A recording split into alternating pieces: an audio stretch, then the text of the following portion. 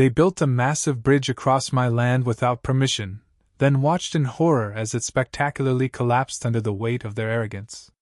Crash! The HOA president's $60,000 Mercedes plunged into the creek, sinking into mud along with her reputation and her illegal construction project. Her scream echoed as I stood there, camera rolling, capturing every second of justice. "I warned you this bridge would fail," I called out as she crawled from her mud-soaked car. This woman had bulldozed my orchard, harassed my pregnant wife, and tried to steal our dream home. But karma had arrived, and it was glorious. Where are you watching from? Drop a comment below, because this is just the start of how an ordinary family took down a corrupt HOA that tried to ruin us. It began on a quiet Tuesday morning. The April sun warmed the 5 acres I'd bought 3 years ago, where I'd built a cozy farmhouse and a small farm.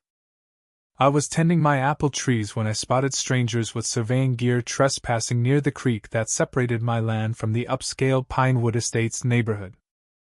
I approached, coffee mug in hand, and asked, "Can I help you?" The lead surveyor explained they were working for the Pinewood Estates HOA, measuring for a bridge. A bridge?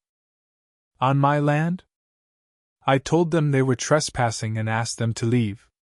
They seemed confused but packed up, one muttering about permission issues. My blood boiled. I called the HOA office, and a sharp voice answered. "This is Karen Mitchell, HOA president. What's the problem, Mr. Carter?" I explained the trespassing and the bridge nonsense. Karen cut me off. "Mr. Carter, your land falls under our jurisdiction. There's clearly a misunderstanding." Her tone implied I was either clueless or lying. I insisted my deed proved otherwise, and she invited me to a board meeting that evening to clear things up. That night, I arrived at the HOA's sleek community center with my property documents. Karen, a polished woman in her 50s with a permanent scowl, sat at the head of a table with 8 board members.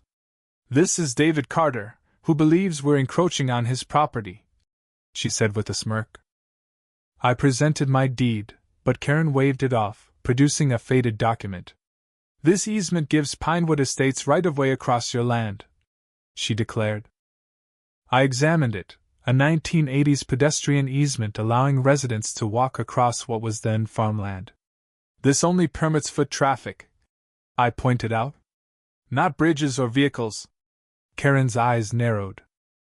"Our lawyers see it differently." Then I noticed a model in the corner, a planned expansion of Pinewood Estates, with a bridge leading to 20 new homes on my land. My stomach dropped. "You're planning to develop my property?" I demanded. Karen stayed calm.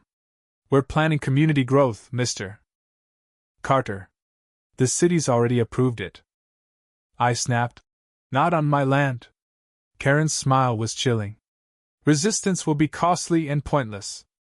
The city backs us." As I left, I overheard her mocking me to the board.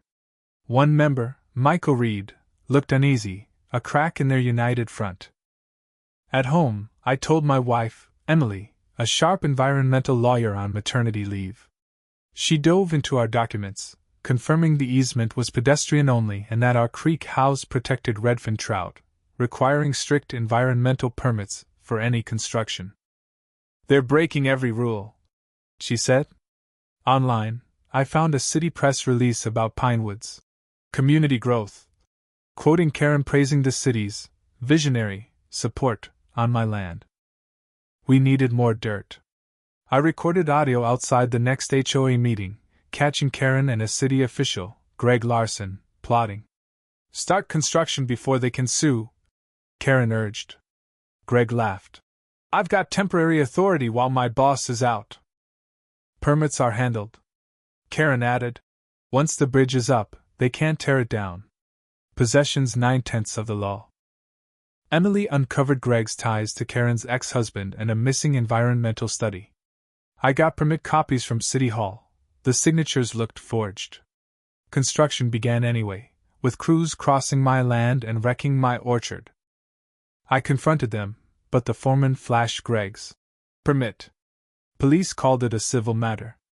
Emily filed for an emergency stop work order, citing property and environmental violations. Karen showed up, offering half our land's value to sell. "Take it before things get messy for your family," she sneered.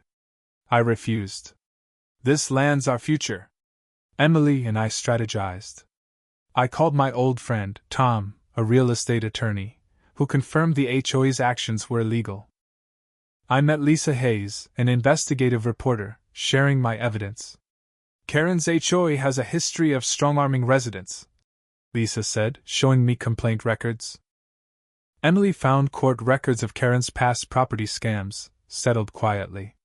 We visited Martha Evans, a 70-year-old Pinewood resident nearly bankrupted by Karen's fines for trivial violations, like unapproved mailbox colors.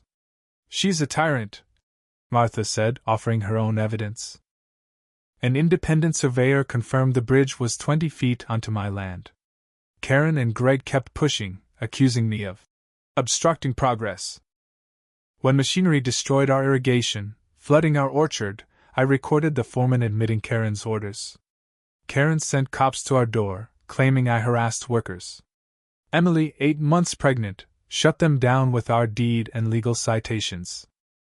"My husband's documenting illegal activity," she said. The cops left, Karen fuming. I considered selling to end the nightmare, but Emily was fierce. "This is our home. We're not running." Lisa uncovered Greg's $50,000, consulting fees, from a shell company tied to Karen's ex Michael Reed, the uneasy board member, anonymously sent bridge plans. As a former civil engineer, I spotted fatal flaws, weak supports, cheap materials. The bridge would collapse under weight. Michael later admitted Karen blackmailed him over a past mistake. He gave us internal emails proving Karen and Greg knew they were breaking the law. Lisa found the construction company, owned by Karen's brother-in-law, had prior safety violations. Karen planned a grand bridge opening in 2 weeks, driving her Mercedes across for the cameras. I hired engineer Paul Grant, whose report confirmed the bridge was a death trap. I sent warnings to the HOA, city, and media, but Karen called them lies. Construction rushed on, damaging more of our land. Karen threatened our cameras and hinted at fake tax issues. Emily caught her trying to falsify property records. 2 days before the opening, Michael said Karen dismissed our warnings, banking on public use to cement the bridge's legality. The ceremony dawned bright. Karen, in a flashy suit, greeted the mayor and media. Lisa's crew live-streamed. Emily and I stood ready with cameras. Karen's speech painted our land as underutilized, ignoring its private status. She thanked Greg for streamlining permits, never mentioning our warnings. After cutting the ribbon, Karen urged the crowd to cross. I shouted, "That bridge isn't safe. It's on my private land." Karen mocked me, claiming her engineers certified it. The bridge groaned under a few pedestrians. Furious, she climbed into her Mercedes. "I'll prove it's safe," she declared, driving onto the bridge. The structure creaked, then cracked. Gasps rose as it sagged. A beam snapped, and the bridge collapsed, her car plunging into the creek. Chaos erupted. Karen climbed out, muddy and humiliated, as Lisa's cameras rolled. "I warned you," I said calmly. "You built illegally, and it failed." The collapse went viral. Lisa's exposé revealed Karen's and Greg's corruption. The construction company blamed Karen's cost-cutting. Greg was fired, charged with fraud. The creek's damage sparked outrage. Emily's lawsuit forced the HOA to clean it up. Residents revolted, ousting Karen at a tense meeting where Michael exposed her blackmail and embezzlement of $300,000. Karen fled, her house sold.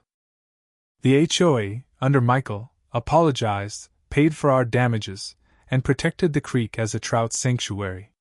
We built a greenhouse and hosted a barbecue, uniting both communities.